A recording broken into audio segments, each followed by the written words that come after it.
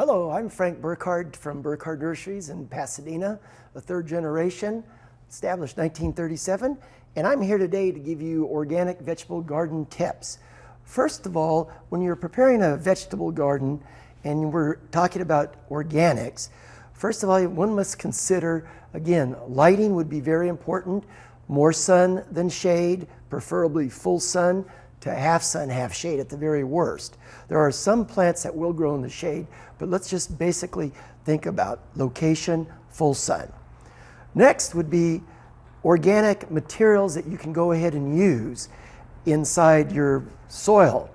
To make it better, materials such as Worm-Gro, which is earthworm castings, we have the organic planting mixes, we have the organic gourmet mixes, which have bat guano. We have chicken manure. We have all sorts of wonderful things added to make it very rich, and plants love it.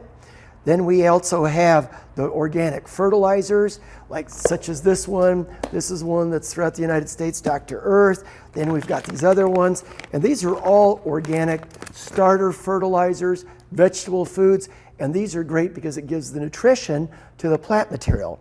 And most of these will last about 2 months in the soil, and then you can reapply after 2 months with the same material. Another thing to consider, which is very important, is you will have insect pests. So what you need to do is, there's many ways of doing organic insect pests. We have the neem oil. This one here is called neem 2. This has pyrethrin and neem. Pyrethrin is made out of a daisy out of back east, and the insects can't build up resistance to it. Neem is made out of a tree in India. Then we have paraffin wax, which is a oil.